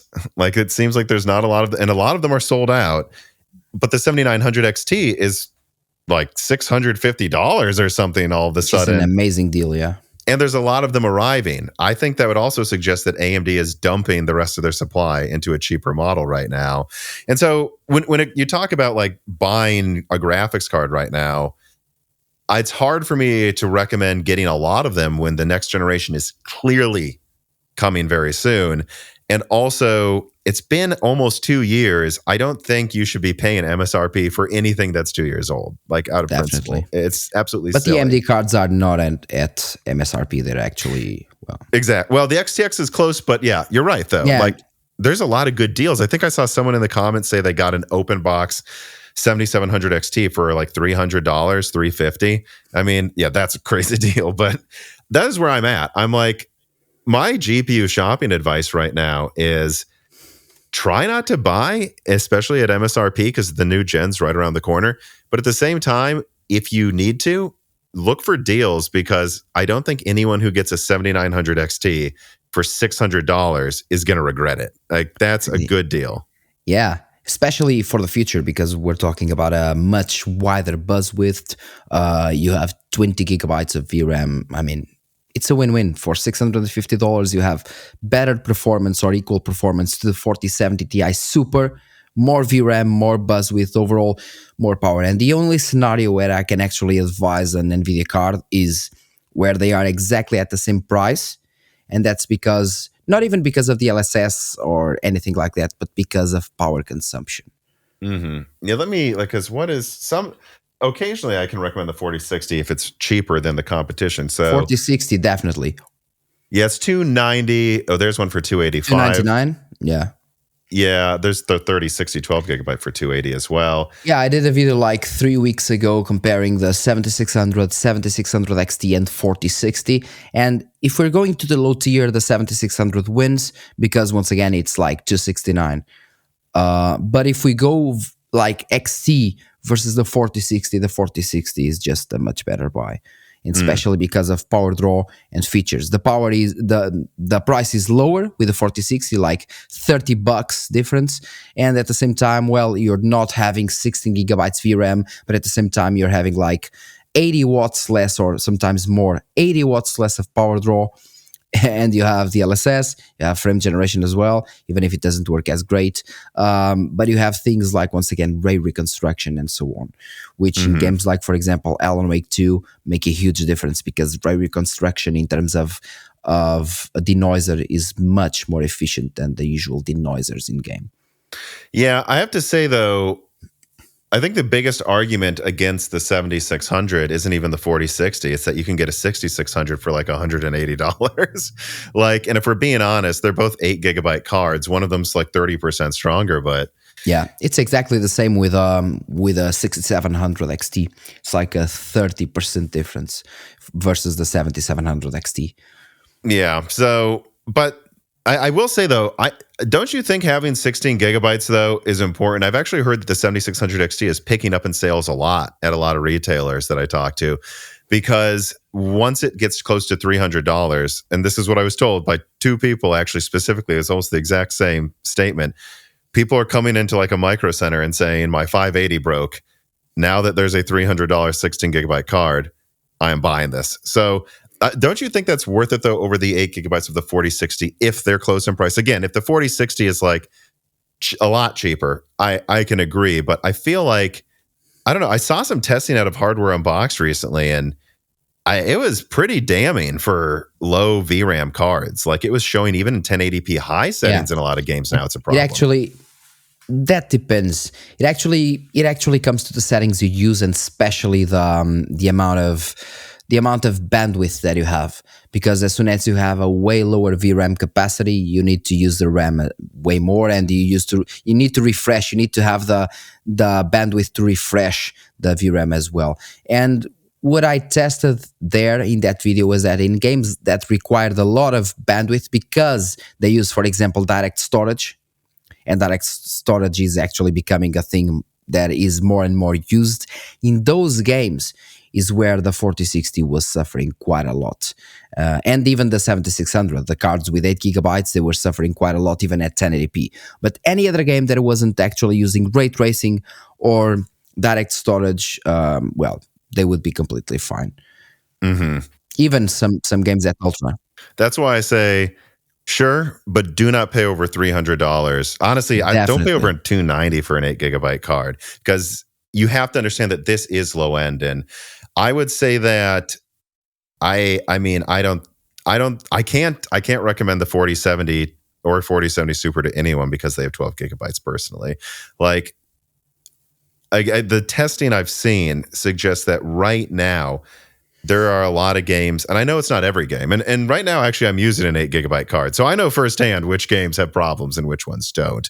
And I can still say that, you're still okay with 8 gigabytes most of the time. But once you're spending $500, I kind of think it's just insulting to have 12 gigabytes. And mark my words, people, there are going to be AAA games that come out in under a year from now, I think, that just do not run on 8 gigabyte cards like in 1440p. Like, we're getting to that point, I think. Yeah, but that's why Nvidia is selling DLSS so much, because as soon as you use DLSS or any kind of upscaler, you're actually upscaling from a lower render resolution. And as soon as you start using a lower render resolution, you'll use less VRAM as well.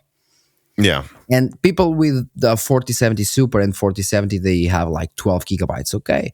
But as soon as the VRAM starts getting to that point where it is not enough, the FPS will also get to the point where they're not enough. And what will people do? Enable DLSS. And as they enable DLSS quality, they will start going from 1440p to 960p. And you'll see the VRAM usage like, bam, go down. And then it will perform well. And that's why Nvidia is selling DLSS so hard, because, well, yeah, you don't need that much amount of VRAM, and now we have a better VRAM compression, and now we have this, and now we have that. And that's basically what they're doing, because that happens, for example, with Alan Wake and the 4060. I mean, it's running quite bad. Bam, DLSS quality. You go to like from 1080p to 720p. VRAM is not an issue anymore. Call it a day. But if you already have to do that now, aren't you concerned that if you own that card for like 1 year, you're going to have to start doing that even in 1080p? Because we're starting to see that. It's not going to be a problem because people are just used to upscalers right now, and they're used to frame generation as well. And most people buying those cards, they will just play those games. They will just, okay, I'm mainly playing this game. I might want to try this one or that. And if they try that one and it doesn't work that well, they will just decrease the settings, or they just use, instead of DLSS quality, they'll just use balanced or performance. And if only it doesn't work as they intend at all, if it's just a stuttering mess, only then they will think, maybe I need a card with more VRAM. And that's what Nvidia's holding to. They're hoping people feel that way in order to just keep selling those 12 gigabytes cards. But once again, it's just a thing that I think overnight. Well, I also, though, I don't know why we have to make this compromise, because I forgot to say this before.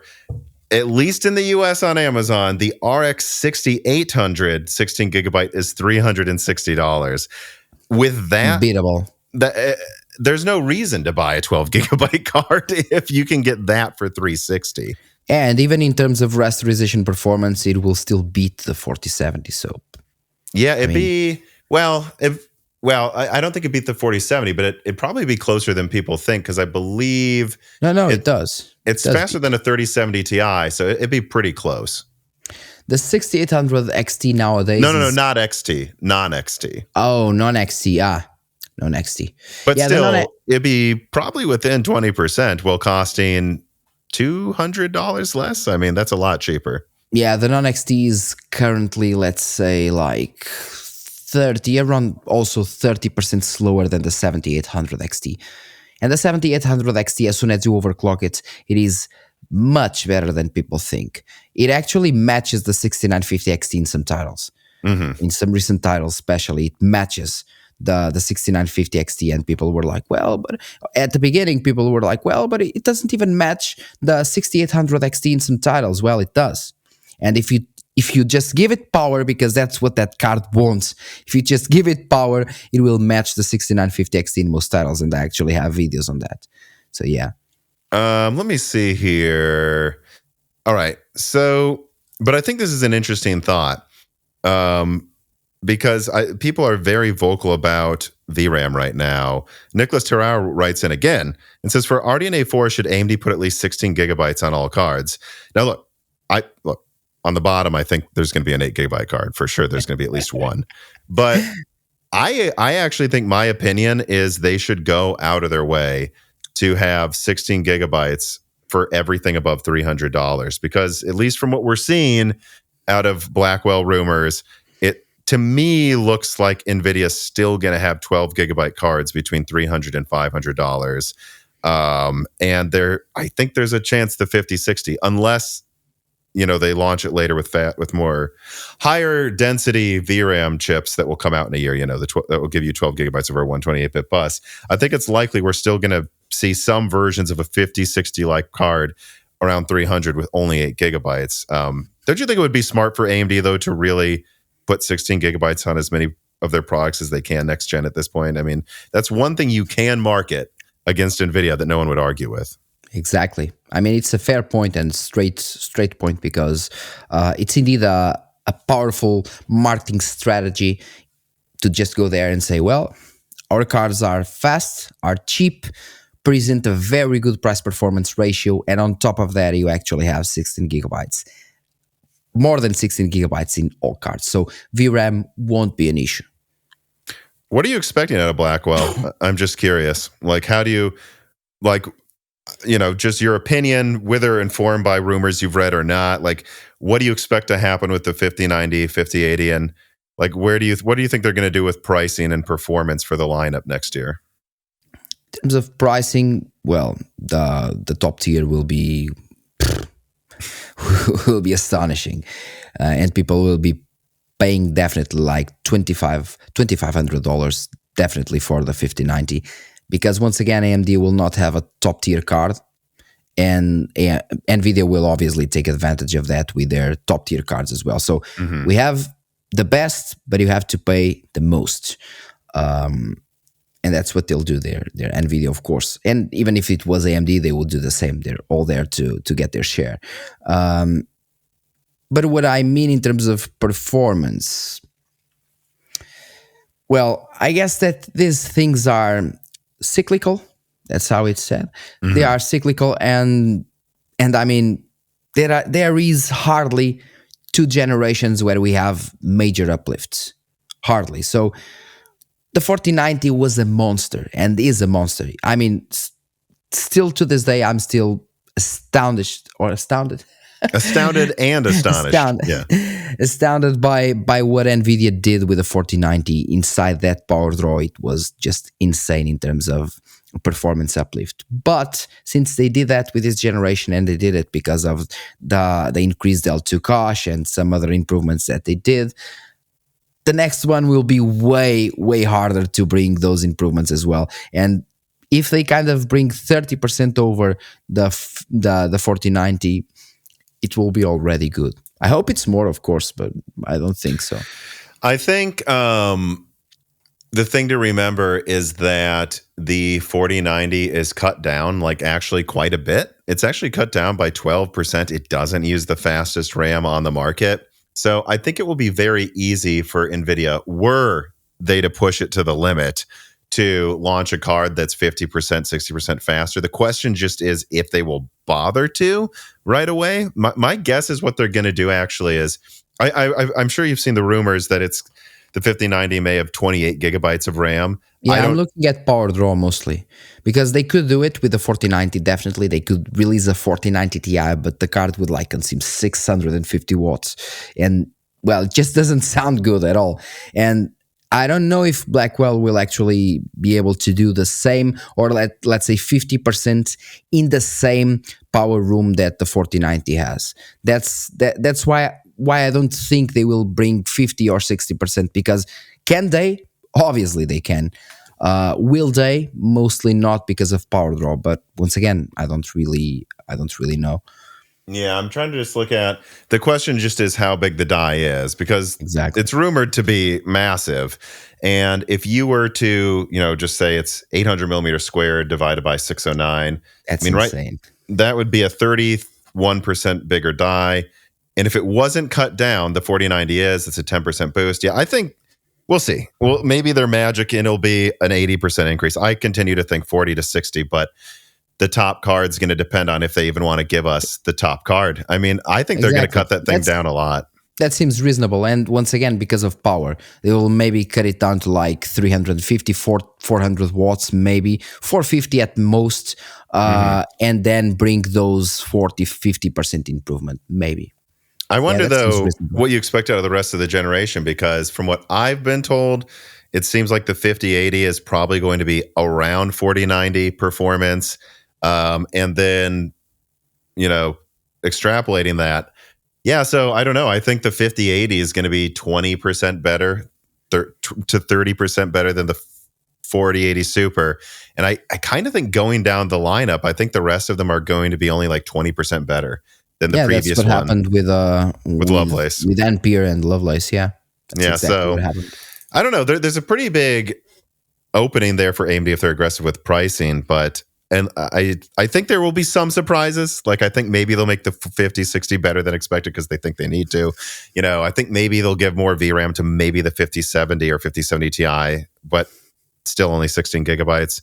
But I don't think they really care. Like, what I've heard is that validation for some of these mid-range NVIDIA cards has been pushed back like half a year from what it was planned to be last year. And what that tells me is they're going to launch the top card or cards like the 5080 and 5090, and then they are in no rush to launch the rest of them. Yeah, because they want to sell the stock that they have now, especially on the mid-tier.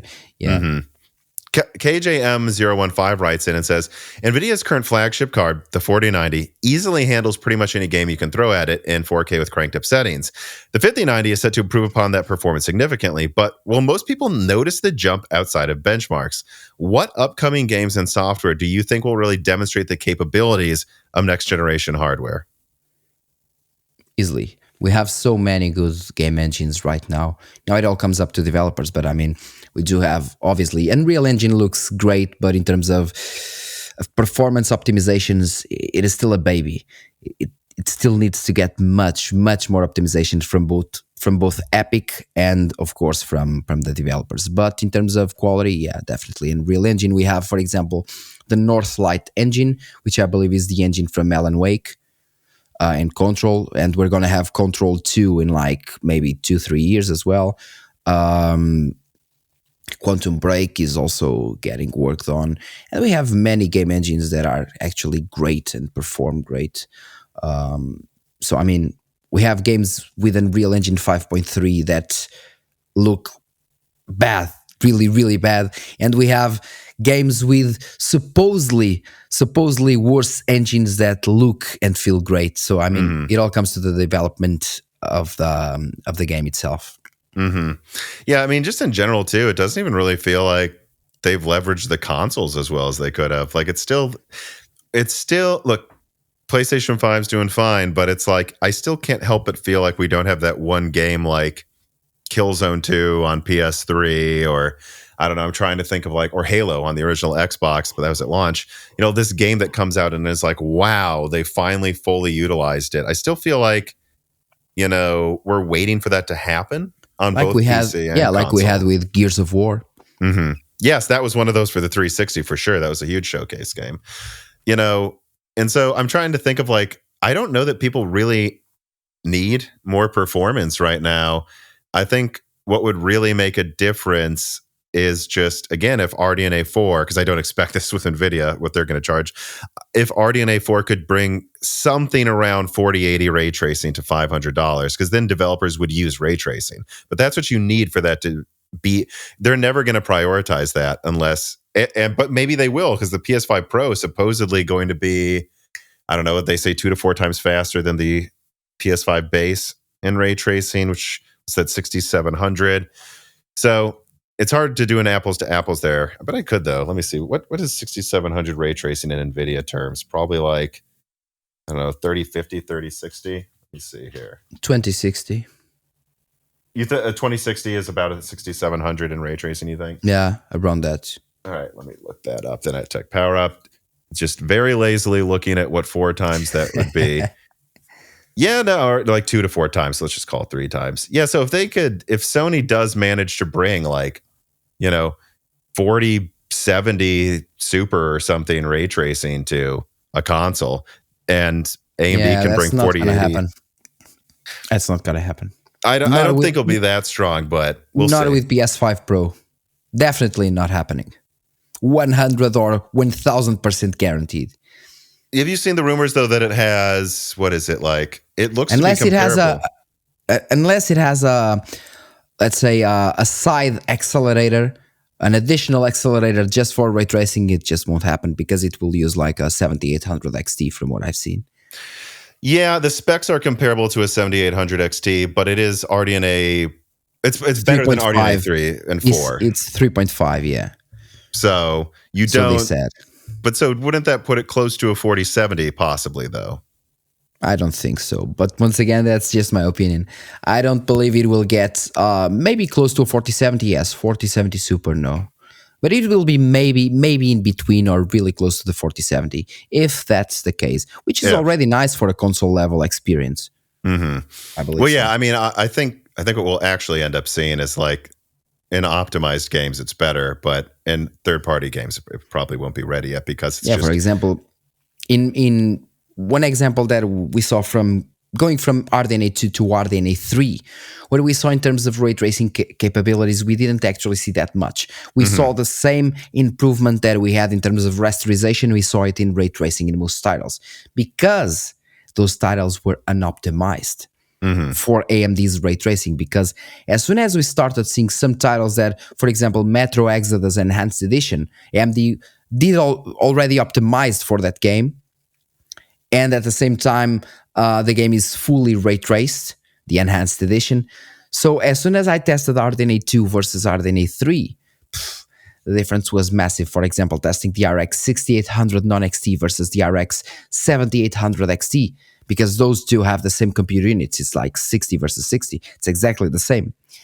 And in that game, it was like 50 or 60% difference in terms of ray tracing. And it was insane. And as soon as I went to the other titles, it was like 30%, 30 something, sometimes even worse.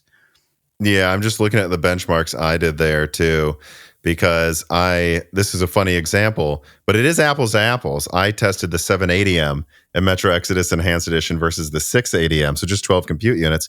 And the performance difference I saw in some sections was like 50% or more. It was like exactly. way better in that game. Exactly. And that's why, I mean, because it's optimized. The game is ready to work with the ray tracing capabilities of the RDNA 3 cards, which is actually great. It means that they improved, in fact, ray tracing, but not every game will actually take advantage of it. Then, I mean, we have games like Alan Wake 2, for example. They also look very, very good on that department in terms of animations. They don't look the best, and they don't need to, but they look good, and that's what actually gives us some. Well, let's call it some entertainment, because I myself can't really enjoy a game that looks very realistic on one side and really, really bad on the other. For example, want to talk about the new Assassin's Creed that they're going to release. I mean, people were saying, well, crazy animations and so on, and I was like, well, crazy animations where? Their animations just suck. Look at this. Look at the movement. It looks like it is teleporting from one side to another. As soon as you look closely, it makes no sense. And it makes no sense that a human body would move like that. I mean, I don't really know, but I mean, I'm just kind of picking in some things, and the animations is one of them. Yeah, the problem is I haven't played an Assassin's Creed game for a while. And when Assassin's Creed 2 was out, it looked really good for the time.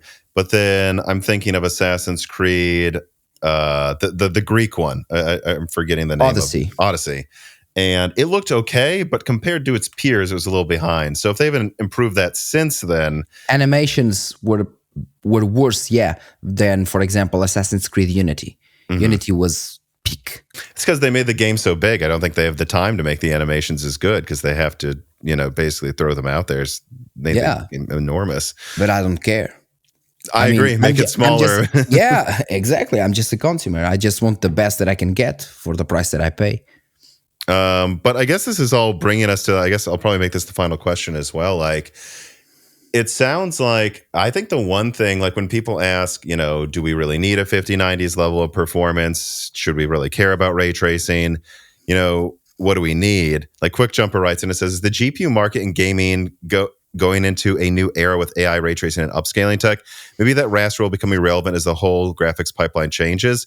I think we're in a point of transition, but we're not done. And I think the only thing people want next gen is lower prices. I'm just saying it. They don't need more ray tracing. Although, again, if the PlayStation 5 Pro and RDNA 4 managed to bring enthusiast ray tracing to the mid-range, I think that could make a big difference. But I think the number one thing, the only thing people really care about right now is make it cheaper. I mean, I'm using a 7600 actually, or 7600 MXT. That's in actually a Minis Forum PC as well right now as my backup system. And look, it's a lot weaker than my 4090, but it does play the games. I mean, and I think the 4090 is such overkill that I'm wondering if you agree, like until they prove what they're going to actually do with ray tracing and AI in games, we just want cheaper prices until you really prove that you're doing something new. Yeah, exactly. And especially since we now have the software ray tracing, which is Lumen and so on. So the rasterization will go away definitely, but it will turn into the software ray tracing, which is still much, much lighter to run than the normal hardware ray tracing. And we can see that with AMD GPUs. Because as soon as you compare Lumen Lumen on the AMD side versus Lumen on the Nvidia side, the AMD side just runs it very, very well. We can see that, for example, with Hellblade 2. Graphics are insane, but we don't have hardware ray tracing, and it just runs very good on the AMD counterparts compared to the Nvidia ones. Just runs very good. And once again, looks great, doesn't need hardware ray tracing. It is only when you're going for that specific hardware ray tracing, especially when we're going to Nvidia-sponsored titles, where the difference appears a lot, like the Cyberpunk 2077, for example, and path tracing. Yeah. So, I don't know. I think that's maybe a good place to end the podcast on. I know it's very late where you are right now, and unless there's anything else you wanted to discuss. Yeah, it is actually not very late now. It's like 10 p.m., 10:20 p.m. But yeah, I actually thought the podcast would be later. That was my mistake. But people who don't know, I think, and I do this almost every time I do a podcast with someone in Australia because the time difference is just so crazy different. But yeah, well, you thought the podcast would be a couple hours later, but because I didn't get a lot of sleep last night, I basically was late too. So it really didn't make a difference for those listening now everyone listening knows that we started late. I was probably ready about the same time as you were anyways, to be honest. Yeah. Well, that's great. And once again, Tom, thank you for inviting me. I guess I was kind of a bit boring today. And my mind is not functioning perfectly or as it should, at least, because I'm a bit sick. But I tried my best, and I hope people didn't actually thought the podcast was a bummer because of me.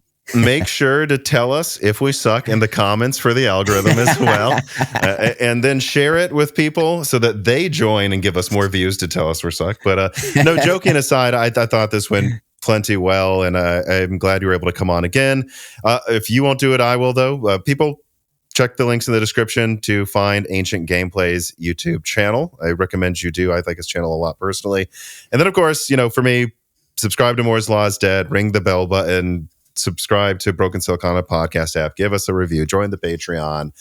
You'll get this early after you can ask us like Fabio questions. There's extra episodes of Die Shrink for patrons, and all that you can find in the description as well. And otherwise, again, thanks for watching. Thanks for listening, everybody, and have a good week. And thanks for inviting me. This podcast was brought to you by the YouTube channel and website Moore's Law is Dead. Moore's Law is Dead and Broken Silicon are trademarks of their creator, Tom.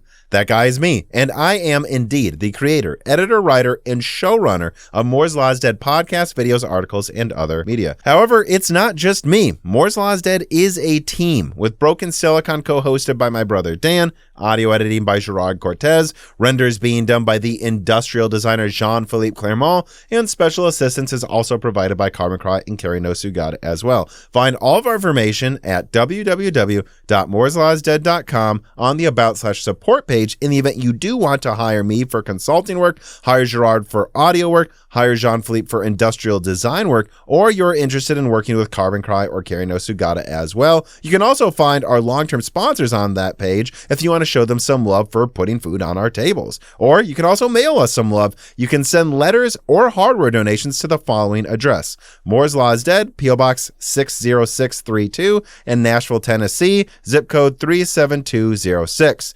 Although, to be honest, the best way to show Moore's Law is Dead some love is to support us on Patreon. Patrons are what makes Moore's Law is Dead content truly possible. Every month, and really every day, depending on who you're talking about, me, Gerard, Dan, and Jean-Philippe are working tirelessly to provide a steady stream of content that we could not keep doing unless we knew the work was possible without being reliant on sponsors dictating every little thing we put out. Don't get us wrong. We love our sponsors, but we love directly working for you, our fans, much more. If you have any extra money, even a couple free dollars a month, consider supporting us directly on Patreon. Those couple of monthly dollars will get you access to the exclusive podcast Die Shrink, voting on subjects of future podcast episodes, the ability to ask guest questions, and of course, access to the Moore's Law is Dead Discord full of like-minded people who I am sure would love to meet you.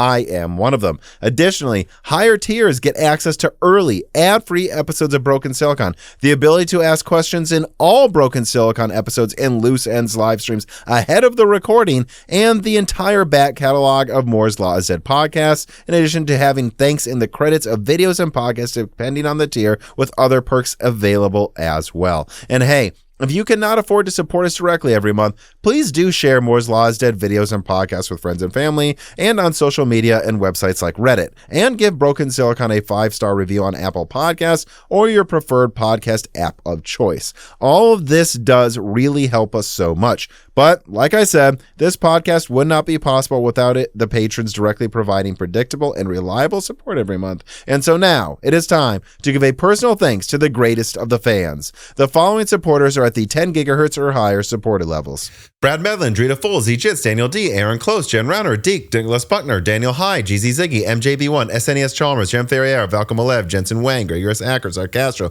Evan Dingle, Chris Rich, Toka, Compressed AI Blocks, 3DS Boy 08, Halbuma, Shudbird, Holden Mobley, Sammy Malas, Jordan Simkovic, Huiyan Leak, The Boss Haas, Jonathan, Franco Frederick, Jake Dude 23, Jake Martin, Zlicky, Stefan Hart, Meat and Pork, Tim Robb, Christopher A. Butler, Ian Clifford, Travis Gooding, Neithra Zink, Mads, Sutsu Taylor, Stephen Coates, Michael McGee, Greg, Patty Cakes, Amiable Chief, Tommy, Mark Mitchell, Ishad, Mark Raidmaker, James Anderson, Cole Attic, Cameron, Wesley Sager, Henry Zhang, Michelle Pell, D31337 Antics, Hexapuma, Jamie Witters, Reginald Ari, Teak Autumn, Jeff Settler, Loophole 35, Winstar, James I. Raider, Corey Leonard, JSMMH, Little Germany, Mai, Sharona, Shay, Milton, Pulse Media, Melodic Warrior, Mac Daffy, Stephen Dick, Chuck Glidden, Brett Jones, Dave Schultz, Austin Haggerty, Win Wang, Justin Bustle, Joe Foot, Brian Scanlon, Hardland, Slushball, Jansen Angima, Joseph Kelly, Himsagung Meal, Val Verga, John Sisyphos 7771, The Forbidden Juice, RB Racer, Brian Wright, AC, Michael Cozy, Dr.